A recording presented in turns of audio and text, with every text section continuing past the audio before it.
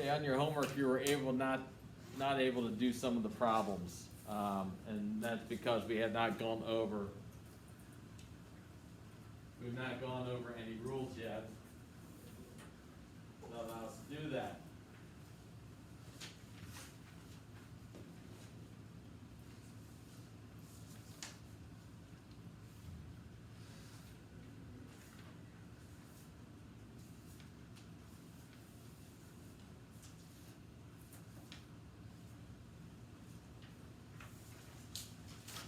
So today what we're going to do is we're going to go through the rule that allows us to do some of those problems you weren't going to be able to do. And we're going to skip over this one because we've done enough of those. We're going to go down to the rules that will allow us to be able to solve those last couple problems on your homeworks that you weren't able to do. That's called the product rule and the quotient rule. When dealing with the product rule, we have two functions that were being multiplied together. Yes, if we wanted to, we could FOIL that out, but what if we have trinomials or quadnomials or whatever, we can't multiply it out, or it's difficult to multiply it out. What we want to be able to do is calculate our derivative by not having to multiply this out. And eventually we're going to throw exponents in there, which is going to make it even more difficult to do, multiply out. So, what we have what is called is the product rule. If I have two functions that are being multiplied together, how we calculate the derivative of two functions being multiplied together. Now we can't take the derivatives of both of these at the same time. So we take the product or the derivative of the first function and just multiply it by the second. So we have f prime of x times g of x. And then we add it to f of x times the derivative of the second function. So we can't take the derivative of both at one time. So we take the derivative of the first, multiply it by the second, plus the first times the derivative of the second. And if I had a third function there, I would just add another chain to that by addition. So if I had f times g times q, then it would be my derivative would be f prime times g times q plus f times g prime times q plus f times g times q prime. So you just continue to add another chain onto it. The thing to remember is you can't take the derivative of each term independently, or you have to take the derivative of each term independently and not do it all in one fell swoop. So if I take a look at a function, h of x is equal to 5x squared plus 4 times 7x cubed minus 3, and I want to take the derivative of this. Yes, I could FOIL this out if I wanted to. But once again, what's going to happen is I'm going to start throwing exponents in here. When you throw exponents in there, it's going to be difficult to FOIL out. So we take the derivative of our first term, 5x squared plus 4, which is what, Brandon? 10x. And multiply it to the second term, 7x cubed minus 3. Plus my first term, which is 5x squared plus 4, times the derivative of my second term, which is what, Nate? 21x squared. 21x squared. Now, if I wanted to, I could distribute out and combine the like terms, but for the most part, this will be good enough for us. We don't have to try to combine terms unless something naturally comes out nicely for us. Go ahead and determine the derivative of this.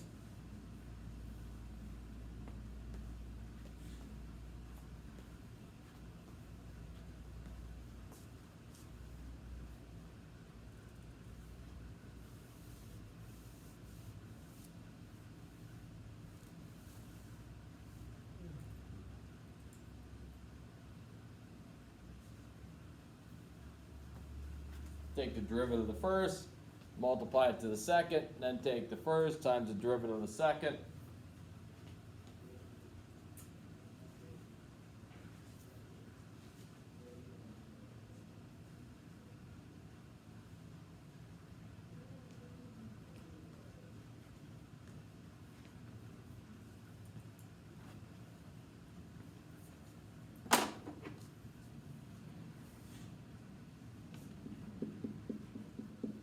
first term is what, Liam? 15x to the 4th plus 14x. And we're just using our exponent rule. We multiply this to the second. X squared plus 5x minus 7 plus my first term, which is the 3x to the 5th plus 7x squared plus 4 times the derivative of our second term, which is what, Nate?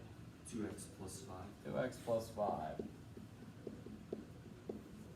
Now, if I wanted to, I could multiply these two trinomials out and then take my derivative, but that's a lot of work. Okay, I could take my derivative and use my product rule here. Quotient rule. Quotient rule. Is now we have two functions being divided. Two functions that are being divided. To take our derivative using our quotient rule.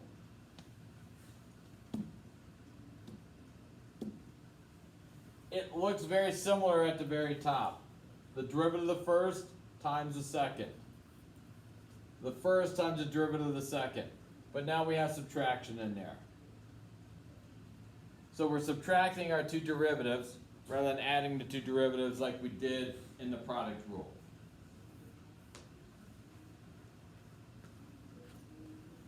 And this will be over our denominator squared. So we just take our denominator and we square it.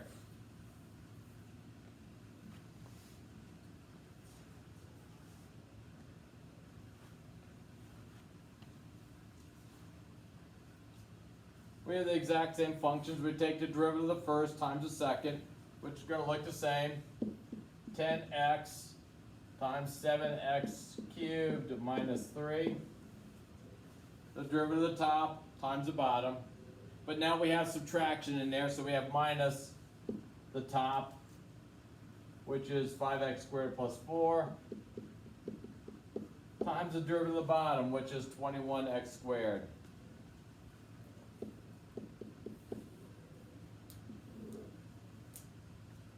Okay, it looks the same as just what we did.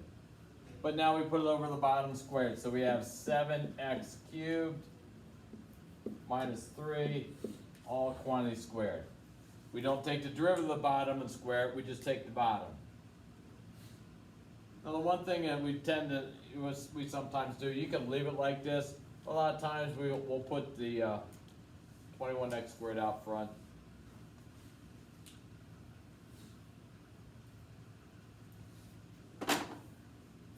Go ahead, take your quotient rule.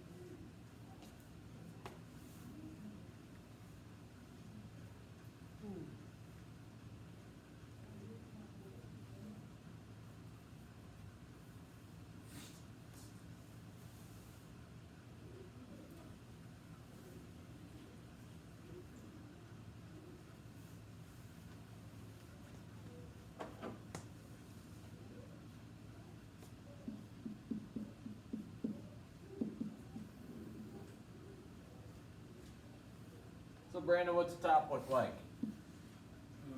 2x plus 6 times 4x squared plus 8 minus 3, and minus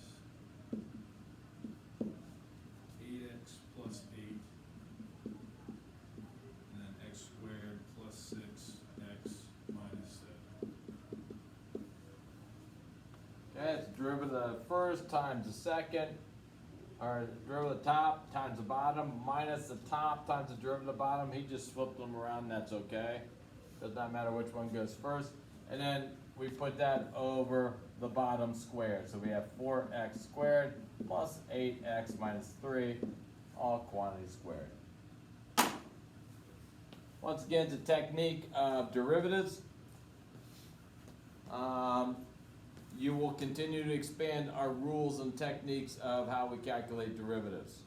Okay, we have the exponent rule, we now have the product rule, we now have the quotient rule. We have two different rules that goes along with the idea of derivatives.